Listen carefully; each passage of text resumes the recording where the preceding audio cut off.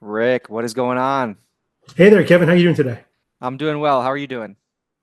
I'm all right. The weather's pretty good today. It was crazy earlier this week, but today's pretty good. So I'm looking forward to jumping in here on another press release teardown. Yeah, let's do it. All right, so we're gonna be doing a teardown on Buzz Solutions today, and then after that, we're gonna talk through some of the triggers that make for good press release moments. All right, let's jump into it. Okay, Buzz Solutions raises $20 million Series A, led by S3 Ventures, to power the next generation of grid intelligence. All right, so great. That's the news, right? They got the $20 million Series A, and they've got the name of their lead investor. Great. That's what you want to do in a headline. And then a little bit of a tease on exactly kind of what they are, who they are with next generation of grid intelligence, which is for me just enough to get me interested and to keep reading. Agreed. So good headline. What do you think about the lack of a subhead here? That may be partially an EIN press wire formatting issue because I think the subhead comes a little bit lower down. It says news provided by Indicate Media. Those are actually friends of mine, Todd and Peter. And then there's the subhead funding accelerates the company's AI platform as utilities modernize critical infrastructure to meet rising electricity demand from AI and electrification. That's a lot. I think that's a subhead, but it is a mouthful. Yeah, it's a little bit of a mouthful. Okay, so that's the way that EIN Presswire structures their subheads. They're a little bit lower down. Yeah. And we've got their logo in here. We've talked about this in the past. Like, that's one way to use it. There's other ways to maybe get a little bit more creative, right? Yeah, I think, for startups, I don't think it's necessarily bad to start getting people associated with your logo, right? If they see that on a avatar on social media, oh yeah, that's right. I read the press release from those guys. So I think the other option, and sometimes it makes sense, is to have maybe like a dashboard image or something like that. Dashboards can look a lot alike, so I don't know that that would necessarily be great. But if you have like a physical piece of hardware, that's something you might want to consider using in a press release. Got it. Okay, let's dig into the news. Palo Alto, California. Buzz Solutions, an AI software company that enables a smart, stable, and resilient energy infrastructure. Today it announced it has closed an oversubscribed $20 million Series A funding round. It's funny that they are calling out that it was oversubscribed. There might be a little boasting happening there, yeah? Yeah, I think so. But you know what? If you're a startup and you're scrapping, I think sometimes you have to puff up your chest a little bit. Fair. Okay, the round was led by S3 Ventures with significant follow-on participation from GoPoint Ventures. We've talked about this in the past. It's always good to mention there's follow-on participation, but not just Yeah, any follow-on. In this case, it was significant follow-on right, participation. right. Existing investors, Hearst Lab and Blackhorn Ventures also participated. Leading utilities, including Dominion Energy, American Electric Power, the New York Power Authority, and others, use Buzz to scale inspection programs and improve reliability across critical infrastructure. That's punchy. I like it. Yeah, I like very much that they're putting in those kind of validation points there. Hey, listen, we've got big customers. It reads a little bit tricky to me, just coming on the heels of the investor names. I didn't necessarily expect that little bit there, but it's definitely a great thing to have in there. I think that was smart. Yeah, I agree. It wasn't from a flow perspective, like it was a Right. little abrupt, but hey, they're getting to the point quickly and they're calling out big names that are add a lot of credibility, lend themselves to credibility. I hope we have a quote from one of those customers somewhere in here. We shall see. The investment comes as the power utility industry reaches a critical inflection point. AI data centers are accelerating electricity demand and intensifying the need for reliable grid capacity, while utility scale solar, electrification, extreme weather, and aging infrastructure are forcing utilities to rethink how they inspect, maintain, and manage the physical grid. So here's, and this is maybe just kind of my little pet peeve. What I always want to see at the top of a funding or near the top of a funding release is, what are you using the money for? Right? That's what I want to know if I'm a reporter. That's what I want to know if I'm an investor. That's what I want to know if I'm a potential customer. Um, what often I see is this sort of second paragraph where they say, let's set up the problem. And I think most people who are going to be interested in what Buzz Solutions has to offer already know what the problem is. So I would like to see them go a little higher with, hey, we just got a bunch of money. This is what we're doing. Got it. Okay, let's see if they cover it later on. Yeah. Meeting this demand requires more than new power generation and expanded capacity. Utilities of all sizes also need faster visibility into asset health, better coordination across teams, and a more intelligent way to manage new and existing infrastructure that keeps power flowing. I'm going to pause and look at this quote here on the left. Yeah. This is from the CEO. Utilities are under increasing pressure to improve grid reliability while supporting AI-driven load growth, integrating renewable energy, and protecting communities from infrastructure-related risks. Okay. Yes, that is correct. I'm not sure he's, in this particular quote, making the case for Buzz Solutions as an answer to that. But this is just a pull quote, so I'm sure there's more in depth from him later on. Yeah. I think it's Caitlin. Oh, But yeah. excuse me. Yes, I'm sorry. Okay. Buzz Solutions addresses this challenge through Power AI, its AI-powered visual inspection platform.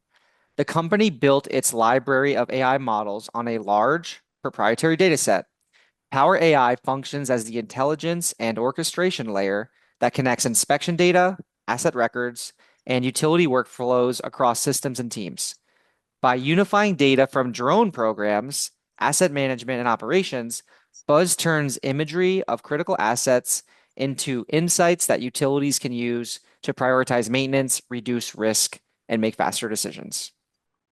That's what they There's a do. couple, there's a couple of things in here that I like. I like that they called out large proprietary data set. Anytime we're dealing with AI, that's what people are more interested in now than maybe when AI first burst onto the scene. Now they want to know, hey, where are you getting your information from? Is this just junk that you scraped off the internet? And in this case, they're saying, no, this is our own proprietary data. And then they hit some pretty good buzzwords here with where is it? Oh shoot. Now I'm missing it, but they had something in there that I really liked. I can't find it, so I'll turn it over to you for a sec. Yeah. I like that basically this paragraph is what they do. So as someone like in industry, this paragraph helps me a lot to understand what they do.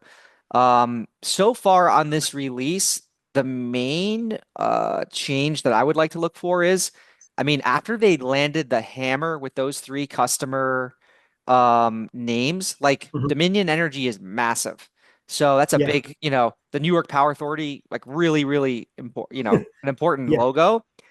I think they should have just let in directly into a customer quote, right? So the media Mm, team here could have connected whoever the representative was from Dominion Energy, and just gotten a quote because customer voice speaks a million times louder than CEO voice, or anything else, right? So I yeah. think that would have been a huge value add because now I'm like super framed on them being credible before I move into kind of the context of the problem and what they do, which is where we are right now. Yeah, that's a great point. You're right. Customer quotes are always great, especially when you have that lead in of those powerful names that they have. The one I wanted to go back to that I had missed before, but now found again, intelligence and orchestration layer is the terms that they use for their platform in that later paragraph we were just going over a moment ago. Yeah. And I think that's a nice way of starting to help, starting to utilize those terms that are becoming more commonplace now helps to kind of get you in a frame where people can understand, all right, I see what they're doing and how they operate. And most importantly, maybe how they fit in with other tools or solutions I may be using if I'm a prospective customer. Right. The thing is about those words also, intelligence and orchestration layer, when I read that, here's what I hear: insights and the ability to act on those insights, right? So Mm, intelligence is, hey, we've aggregated all the data and here's the signal that we're pulling out of this noise. And orchestration is based on that signal, now you can take action. right. Um, I'm giving you a plan. right, right, right. I I'm a little bit like too native in the industry, let's call it, and some of this messaging in that I know what it means. I'm not so sure Right. everybody would know what that means. And also, um, a lot of companies make these kind of claims, but the product doesn't deliver. So you just have to be careful. And if they're delivering it, if they're hitting that vision, then the words make sense. But that's just the only call out in terms of that messaging. You got to be careful. Yeah, fair. Okay. Ooh, a little bit of a long release, I see. Here we go. Having analyzed hundreds of thousands of physical assets, Buzz Solutions has rapidly established itself as a market leader. I would have said as the market leader. I would have been, they were bold up top, talking about their customers. Let's be bold all the way through. So, trusted by some of the largest utilities in North America as they advance AI initiatives from pilots to enterprise deployments. The company experienced significant momentum over the past year, tripling its customer count while growing revenue by 400%. I'm just going to jump in and say, like, we've talked about this in the past, but the way this is like positioning 101, or maybe it's like maybe 201 actually, but the way you leverage data in a way that positions yourself to look larger, more successful. Like they did a good job here, right? They Yeah, tripled the customer count and they grew revenues by 400%. That could have been customer 1 to 3. It could have been like customer 3 to 9. yeah, It could have been whatever, 9 to 27. But they did a good job here because I mean it sounds impressive. yeah. I also like that they note that they've gone from pilots to enterprise deployments, right? Because especially when we're talking about this new technology, it's entirely possible that the answer was, well, we've done a couple pilot programs, and they're saying no. In fact, we've done full deployments, so reader, that this stuff works. Totally. Okay, here we go with that quote again. We already read the first part of it. I'll read the second part that wasn't part of the poll quote. Yeah, We're excited to partner with S3 in the next phase of growth. Investment reflects growing importance of AI as utilities modernize their operations and build more resilient grid. Okay, she's just being pretty like straightforward there. yep, yep, And what do we have here? Is this an S3 quote? yes. Yes. The electric grid is entering one of the most significant infrastructure transitions in decades, and AI will be essential to helping utilities manage that complexity. When we spoke to their customers, it became very clear that Buzz has set itself apart as a highly trusted partner with the industry's best technology. Their platform and highly differentiated library of AI models, optimized via the industry's largest, truly proprietary data set, love that, deliver immediate operational value. They are well positioned at the center of how utilities will utilize AI to manage critical infrastructure in the years ahead. So I think this is a super quote. There's a lot of really good stuff in here. And if you can get an investor to give you a quote like this, you've done a terrific job. In that first part, um, he's talking about the electric grid entering a significant infrastructure transition. AI will be essential. So it's a good kind of start to set the stage with the quote. And then this is the one I really love: when we spoke to their customers, Yeah, me right? So too. this isn't just an investor who's sitting, somewhere in Palo Alto or whatever, writing checks. They're doing the hard work. They're making sure in who they're investing in, and that I think is a really smart play. Totally. I'm sure they are in Palo Alto writing checks, but at least they made some phone calls to customers.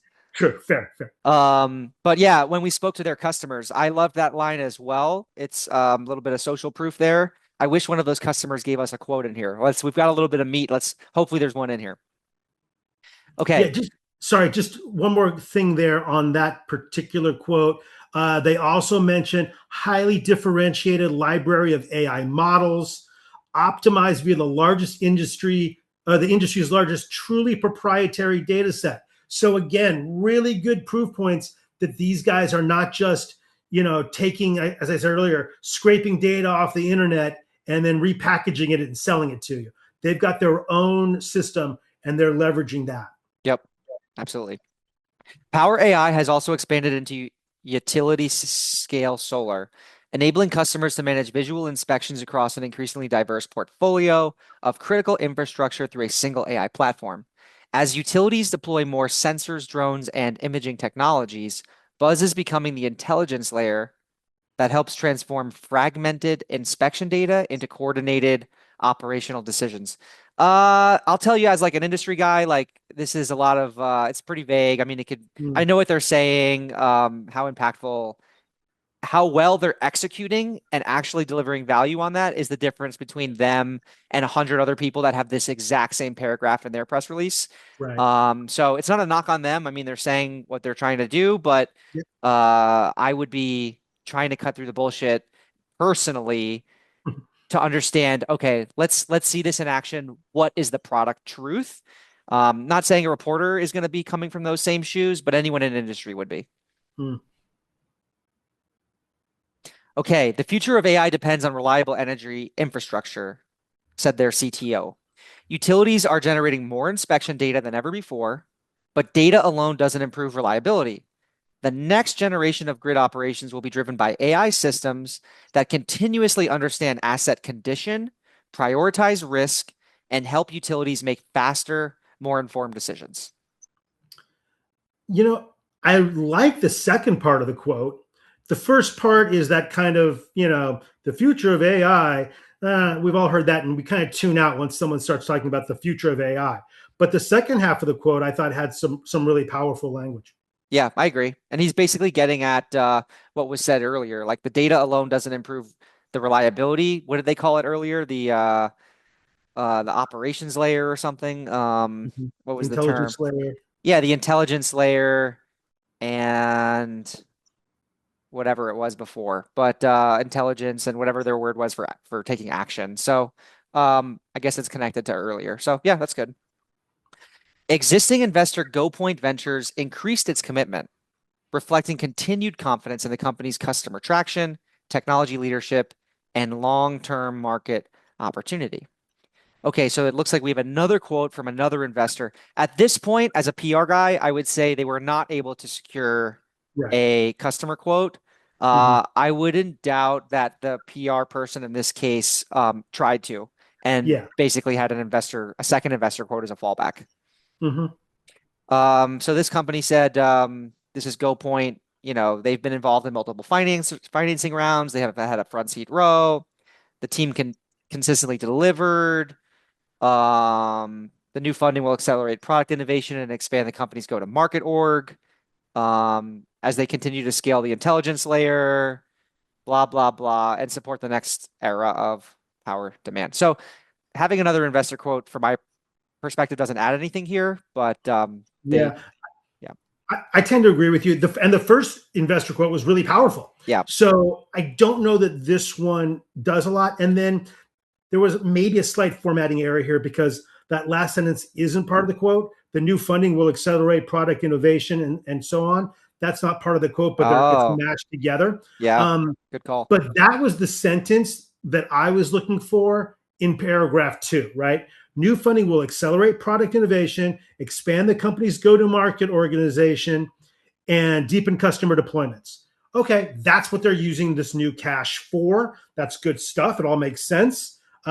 Just would rather see that not be the very last sentence in the press release. Yeah, I agree. I mean, even though it's just kind of like, I don't want to call it boilerplate and a little boring, but because every funding is going to go towards some version of that, let's say, Mhm. it's still necessary because in the end of the day, it is the news, right? It's like the news is we've got this Right. funding and we're going to use the funding to do this. So even though it's not sexy, well, the money might be sexy, but what you're going to do with it is pretty standard. Get it out of the way up early so people understand, like, that's the news. That's what the reporter wants to know. And then they could have their heavy hitters about here are our customers and hopefully Yeah. the customer quote and those sort of things. Everything after what we're going to use the money for is background on your company, quotes from people, and maybe a little bit on what the problem is that you're solving. But yeah, that's the news right there. This is what we got the money. This is what we're going to use it for. Yeah, So To your point, everything after the news is the positioning to try Yeah, to get the yeah, reporter excited, to try to get customers, engaged, to try to get prospects interested. Like first you tell the news, and then you try to do your storytelling to win some hearts and minds. Yeah. yeah, yeah. I Okay. hear you. Let's look at their boilerplate. About Buzz Solutions. Buzz Solutions is an AI software company helping utilities modernize the electric grid through intelligent visual infrastructure management. Its Power AI platform transforms inspection imagery into actionable asset intelligence across transmission, distribution, substations, and utility scale solar, enabling utilities to improve reliability, reduce infrastructure risk, and optimize maintenance at scale.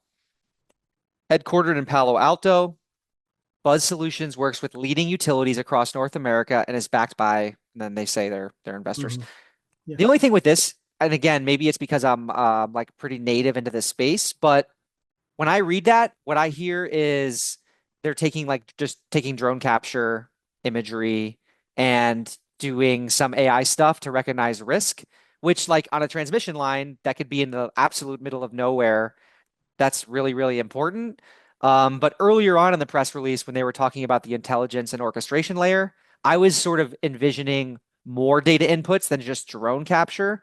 So I don't know if they're intending, and if that's the case, then this boilerplate maybe could be a little bit upgraded because right now it just sounds like drone capture. yeah. I think. Well, I would agree with you in that it sounds like it's just drone capture in the boilerplate. I do believe there were a couple of other, data points, or not data points, but data sources Yeah, that they were pulling from that were mentioned higher up in the press release. But good to make sure that you got that coordinated with your boilerplate. totally. Yeah, so the boilerplate could use a little update, a little refresh to make sure that people don't think this is a drone capture company or Hmm. someone just aggregating drone capture data. Okay, Right. so shout out to the PR person on that. Before we go into pickup, do we want to talk about kind of scoring them? Yeah, sure. Okay, so on the substance of the news, what are you giving them, Rick? Um, a $20 million round with a good investor is pretty good news, I think. So let's call that a 7.5. Yeah, I'll give the same 7.5. That's good. I mean, a $20 million Series A in our space is great.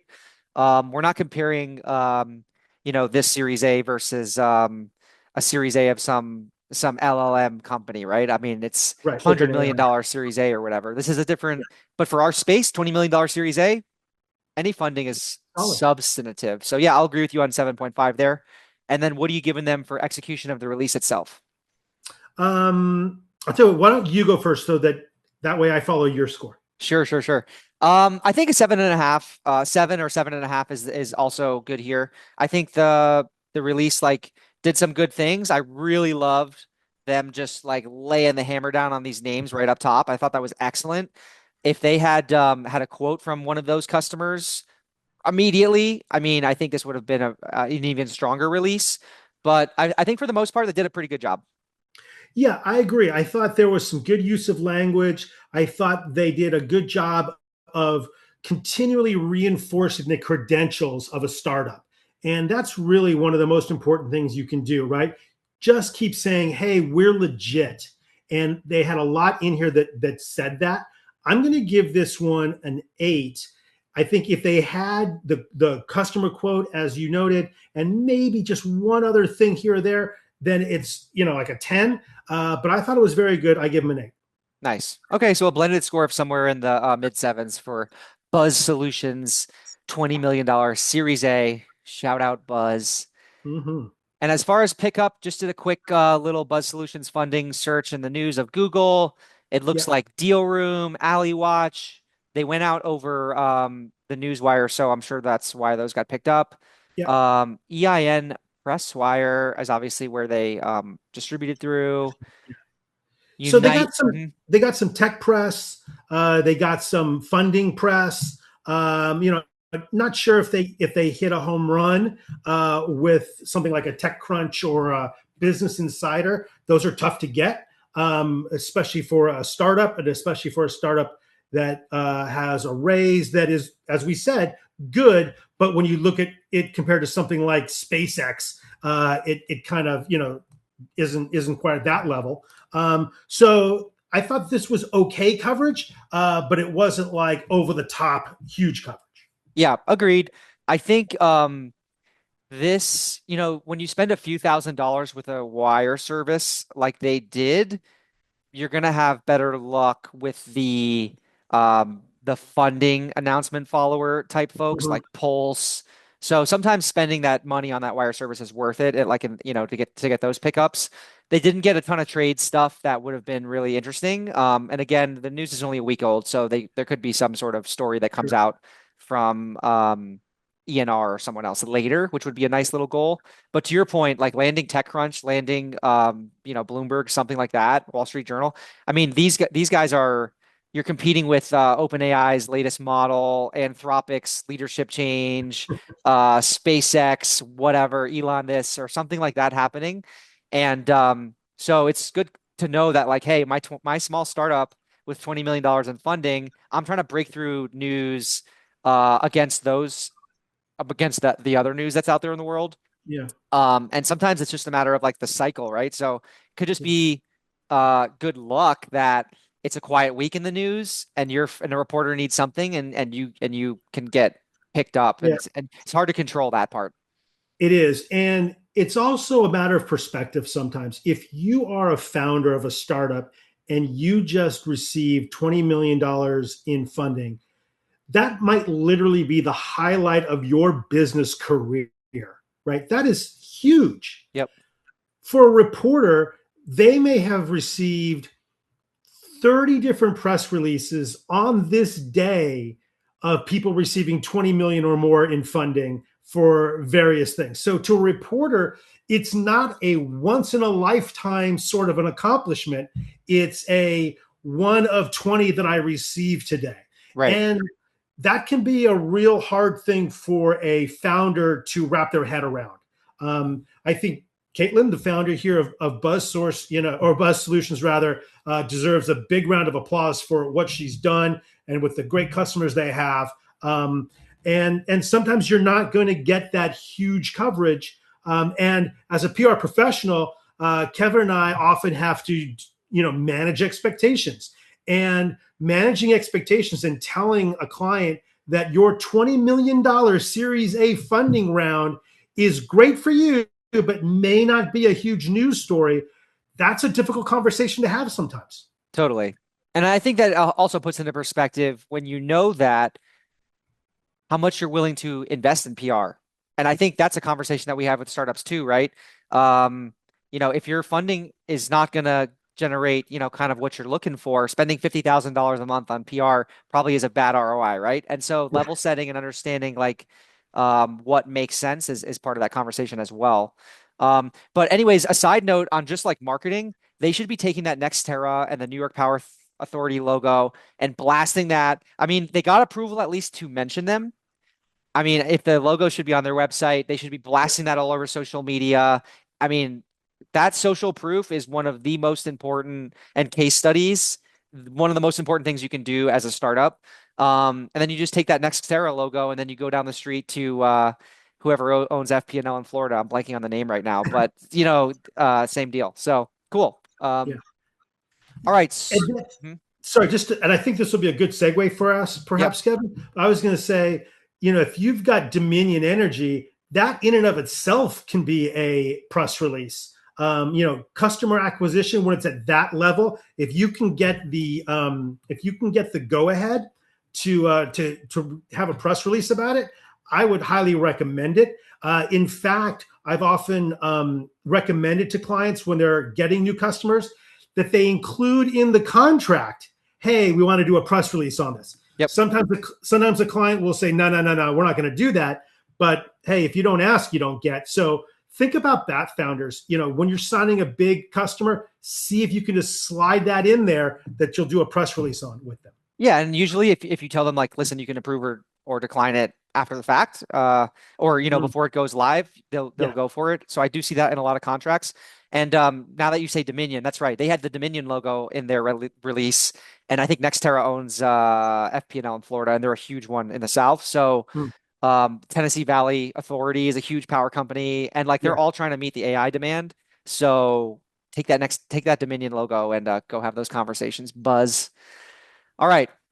To your point, segueing on customer acquisition, I did a little post on sort of things that drive or things that are newsworthy. Patrick asked me this on the Bricks and Bytes podcast or Mhm. Bricks, Bucks and Bytes thing that they do weekly. And I thought this might be interesting to talk through. So you talked about customer wins. I mean, you and I have done a lot of these, but if you win a big logo and you can get them to do a press release with, if you're a construction tech company and you land DPR of the world, it's like, DPR of the world, Mhm. then do a release about it and then announce that. Absolutely. And then we have a bunch of other triggers, right? So any kind of data report or survey findings. So if you partner with FMI or Construction Dive and do a survey, if you do some sort of internal audit and find some interesting data on your customers, those are great trigger points, some of the best to do a release and announce that. And actually, you can do these annually, semi-annually, and I've worked with a bunch of companies on these, and they're great. Funding, Yeah. obviously. Hang on. Sorry, Mhm. Kev. Before you go any further, I do want to stick on that one for just a second. Sure. I can't tell you how many times I've seen reporters note that primary research data is a big one. They want new information, new numbers that nobody else has, that isn't out there, from some sort of giant, organization that's pumping it out. If you've got unique data that you can share with a reporter, that's a really big win. And if you can connect it to larger stories, larger themes, that's even better. Absolutely. Couldn't agree more. And it takes a pretty big skill set to build these. So if folks need help with those type of reports, then definitely hit us up. Okay. And actually, well, never mind. I was going to share some Microsoft experience working with like IDC on some of these reports, but they can be very expensive. Let's just needless Yes. to say. Um, Funding announcements, obviously, awards. I mean, people overlook these, but we do these all the time, these award submissions. And if you win one, they're newsworthy. Um, Opening a new office we've done, and also expanding into new geographies. So if you're North America based and all of a sudden you're launching in Europe or in Australia, New Zealand, or in Asia Pacific somewhere, then that's newsworthy. I agree. I think we should pause here for just a second and make a distinction between what's worth creating a press release around and what is going to merit coverage from a news organization. And I think the things that we're mentioning here, Kevin, absolutely should be are worthy of a press release. Not all of them are going to get you significant coverage. Some of them might get you coverage in a trade publication or maybe your local business journal, right? They would be interested in a story that, hey, local company wins big award, wins big contract, things like that.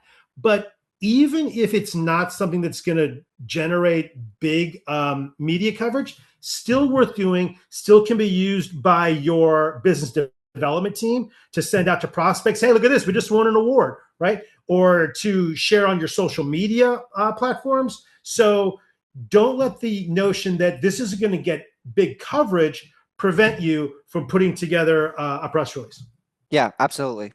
And I think that that strategy aspect of like who might be interested in this story, like you brought up the local, if you open a local office in Boise, Idaho, for instance, there's some Boise development journals that would love to cover that story. So, Yeah, and, especially if, sorry to interrupt, but especially if you're going to be bringing new employment opportunities right. to an area. If you're going to be hiring 10, 15, 20 people, then the local business journal is definitely going to want to hear about it. Yep, absolutely. Okay, now for a Series A startup or a seed funded startup or a Series B, executive hires, what's your hot take on executive hire stories? Well, here's the thing I've noticed of late. A lot of these companies, or rather organizations that run that sort of story, will say, yeah, we have a special section for that. It's $250. It's $1,200. It's a pay for play for a lot of people now to do these executive hires.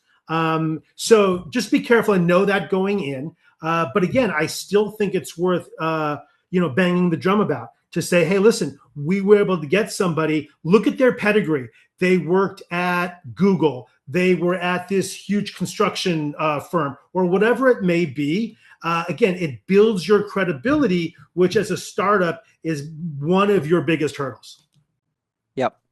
Okay, on this next one, significant product announcements. I think second to funding, the most approached sort of news moment that we get from customers is whatever product's doing next. And yeah, what are your thoughts on that? This is a little bit of a tough one.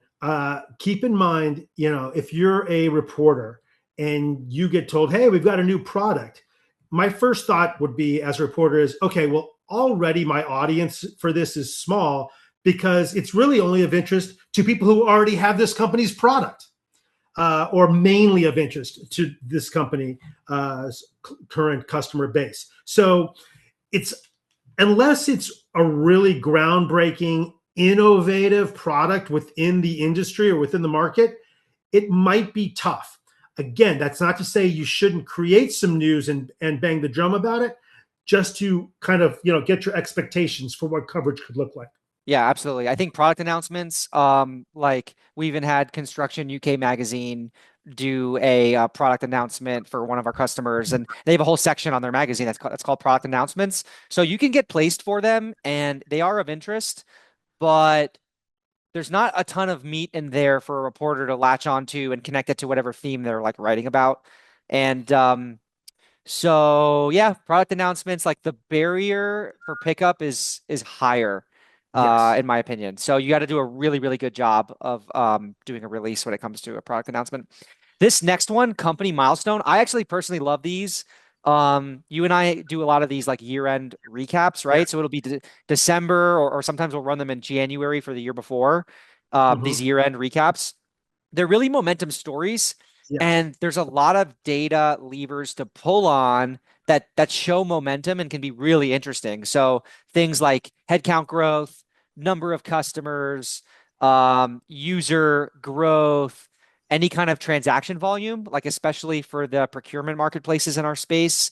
If you have, they got to be big figures though, dollars processed, things like that. So these momentum triggers, these momentum moments, there's so many levers to pull on that you can make a really interesting and compelling story. Yeah, I think it's tough sometimes for startups to have news 12 months out of the year. You launch your product, you've got some funding, and then it's heads down and you're building and you're doing customer acquisition. And, 2 months can go by, 3 months can go by, and you're like, gosh, we don't really have any news. That's where that sort of momentum release, as you note, Kevin, can be kind of a stopgap. And you can do it at the middle of the year. You could do it at maybe if your fiscal year ends at a different time, or find a space where you need to make some news or to keep yourself kind of in the general awareness and do a momentum release and let everybody know that you're hitting some really cool milestones. Yeah, absolutely. And like I feel pretty confident that across the portfolio of opportunities, let's call them for moments of news, um, a creative PR person can help you drive more volume than you would expect.